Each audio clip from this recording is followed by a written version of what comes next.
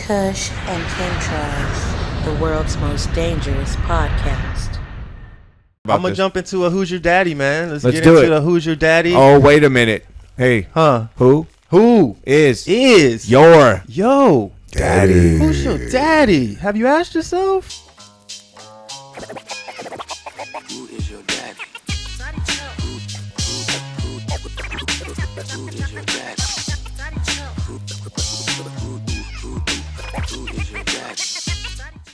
All right. As you guys know, this is not usually like a happy segment. I'm usually like banging on these big wigs. And Who people, banging on a transformer? Yeah, man. These people who are using these corporate entities and government officials as their puppets to Are you control. casting a spell right now? Yeah, you saw that? Damn. See this? Why you gotta tell on me, Smooth? Jesus. We gotta tell them who's they daddy, man. I'm trying to get their attention. I'm calling the people to the pew. Listen up now. Yeah, they at it again, basically. I was watching this dope channel on YouTube called Moon, Moon, Moon. This channel is pretty amazing.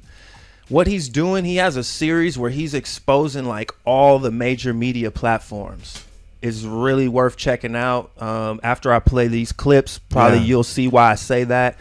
He does a really good job of just showing who's behind what, follows the money, and you get to see why and how these platforms are really controlling society, bro. Like, we've dug into it. We kind of have talked about it, especially China's influence and how China has too much influence. And even Biden has openly said now, like, TikTok is like dangerous, you know, to national security. Even though when Trump said it a long time ago, people was saying that's a Trump thing or a right wing thing and let the kids dance and shit like that. But it's like, nah, Makas, this is something we need to pay attention to. You know what I mean? Because their TikTok is different from our TikTok. As soon as we covered that, I was like, oh shit, bro. This is deep. And then some things I found out now is really affecting mental health.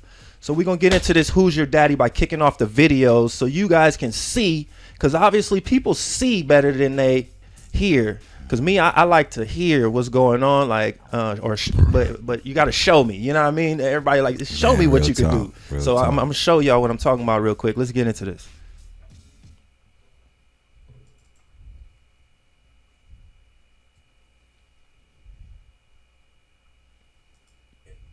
To understand why, we need to understand what BlackRock actually is. Now, BlackRock is a company that most people have never heard of, and yet this company quite literally owns the world.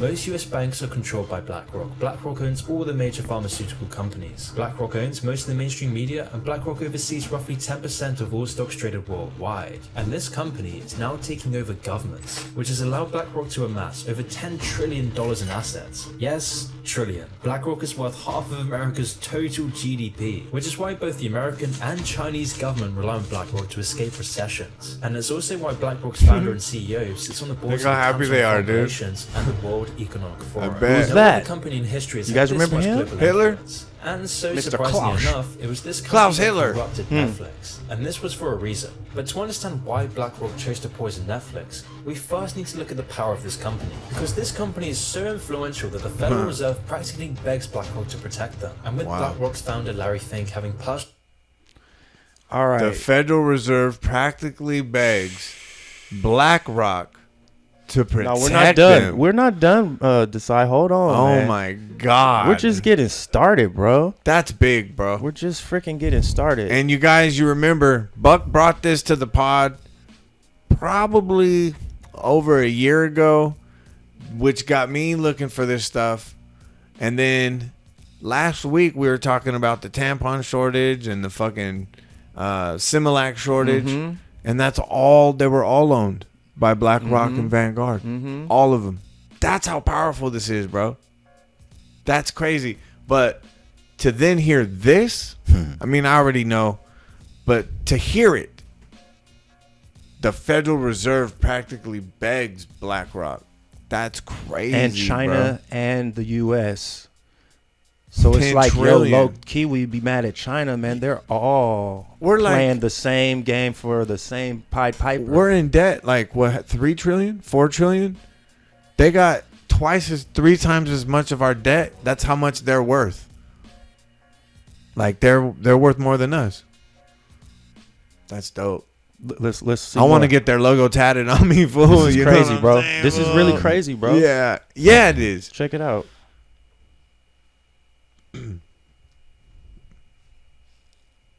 So in recent years, with BlackRock being increasingly vocal for certain political and social beliefs, Netflix is now having to toe the line. Wait. To be honest, Netflix can't really do anything. That's not the right one. That's the social ending. media. Here we score. go. Here we go. This is crazy, bro. I might even do World. that Which Mike is why Sosa? BlackRock has been fundamentally Oh, shit. ingrained in every aspect of the Western financial system. In the words of Bloomberg, BlackRock is effectively, quote, a fourth branch of government. But what does any of this have to do with Netflix? A and fourth content? branch of Well, for several government. years now, Larry Fink has been obsessed with a company rating system that acts as a proxy woke score called an ESG rating. And this Okay. is a very important point to understand. Environmental, this ESG social. rating is the key explanation for Netflix's downfall. Here's why.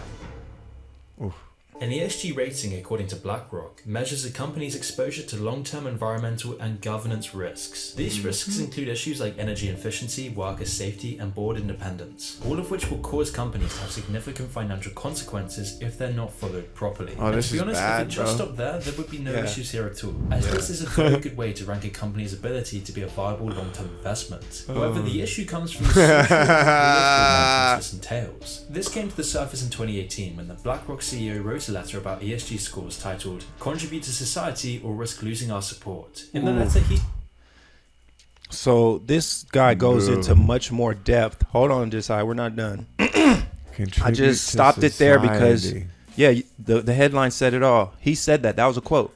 Contribute to society or lose our support. Gosh. So man. if you guys didn't catch that, people, look into ESG ratings and watch this whole video on the moon. I'm going to still play one more part, though, because this is where it gets real devious, and this is my Who's Your Daddy. As if ESG ratings aren't enough, because me and Emmett talking pretty much see this as the equivalent as the social score in China type Yeah, deal. it is. Because what's happening here is they're not keeping a social score on us yet as individuals, which they're trying to. Didn't they put out a carbon emissions social they score? found a better way, bro. They're doing They- it through... Through the corporations. Dude, they can do it. They know different cultures and how they're going to react. They know that the Chinese will probably go for it like they have. Like, yeah, we can do it directly on them. Damn, that's They'll a good go for point. it. Yeah. But they know, yo, man, these Americans, they ain't going to go for it. There's no fucking way. They're going to go for an individual thing. So they go through the corporation. They force you to act a certain way like they're doing right now with Lola, like they're doing right now with us. Speaking what we Exactly. say, and we conform to their standards without them even having to give us a fucking Exactly score. what you were just saying. And then we even changed the way we live our real life based on how they made us conform to their social They platforms. already know. They know probably too, bro. Americans live so much through the media, and based off of the media, it will actually affect them just to do it that way. Whereas it's not even about being badass and we won't put up with it. Nah, we're so fucking stuck on the fucking media, on that fucking Yes, television, yes, on all that. yes. They know that it affects our way of life. Whereas the Chinese probably don't fuck with TV like that. Correct, because theirs is already they- controlled. They can't really fucking get to it. But just in general, just as people, they probably actually do things outside True and shit indeed, like that. true indeed. So their culture's different. True So indeed. they're like, we got to do this right on these motherfuckers. We got to get them directly. But these fucking idiots, they're going to sit in front of their TV all day, right? And, well, she's here, so I'm not going to get into it. But yeah, that's what they're going to do. Shit's cold, bro. I was gonna go real fucking pornographic and foul, and then I saw this little like beam of like light over there, and I was like, nope, Appreciate that, can't bro. do it. So ESG Can't do it. ESG catch. ratings, the first time I really heard of this, so I wanted to bring that to everybody's attention. So these companies have to adhere to certain standards or they risk losing investors. And we all know if you're publicly traded, you cannot risk losing investors. Period. You just can't. It goes against your core beliefs as people that are on the board, and then they'll vote your ass out if you make decisions that are going against gains. You know what I mean? So they have to listen to BlackRock or these people that set these ESG ratings, or else their company stocks go down instantly. That's what they just showed you with Netflix. So this is where it gets real tricky, though. They got even more up their sleeve, bro. That's why I said these boys ain't playing. They're smart. This is the Who's Your Daddy, people, because They're it gets smart. deeper than a social rating. Aladdin. They have some AI monitoring system called Aladdin that's tracking even everything above the ESG rating, making sure there's no outliers that try to sneak through the algorithm. Watch this shit. Damn. You know what's scary? When this guy gets passionate about what he's talking about, he's tall and lanky, right? And he starts doing all these motions, and I'm just like, yo, am I fucking back far enough, dude? Because I don't want to get slapped in the fucking head right now. Trip on He's like, this. trip on this, dude. Yes. And I'm just like, yo, hey. Again, shout out to Moon. Is that Mike off the Sosha? Moon Remember channel. Mike Sosha? That's Mike Sosha, bro.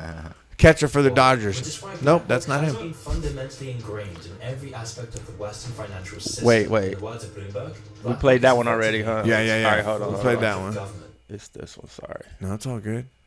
I want to see this crazy shit. Man, the Aladdin. Check it out. All right. So in recent years, with BlackRock being increasingly vocal for certain political and social beliefs, Netflix is now having to toe the party line. Yeah, Now, to be honest, whoa. Netflix can't really do anything about this. I mean, you may think that Netflix can just seek investment dollars from some other firm that doesn't care about being as woke as possible. can't? But Larry Fink has already thought of that. That's why he developed BlackRock's ALADDIN service, a management software used by nearly every major investment branch and firm out there. ALADDIN, which stands for Asset, Liability and Debt and Derivative Investment Network, is practically magical for many reasons. As of today, it is the world's largest asset manager, handling a huge chunk of the world's financial assets. The technology cuts across every asset class and every industry in the world, making it unarguably the most useful piece of tech in the financial space. This ALADDIN software coerces institutions to also use I think the I found ESG all our rating daddy, system. bro. Because if they don't do this, the companies have to go up against the most powerful and entrenched corporation in the world. Companies are financially pressured to increase how woke they are to raise their ESG rating. Otherwise, if it's too low, they will essentially be blocked from the market. Which is why pretty much every company in the West pushes the exact same views on every current issue.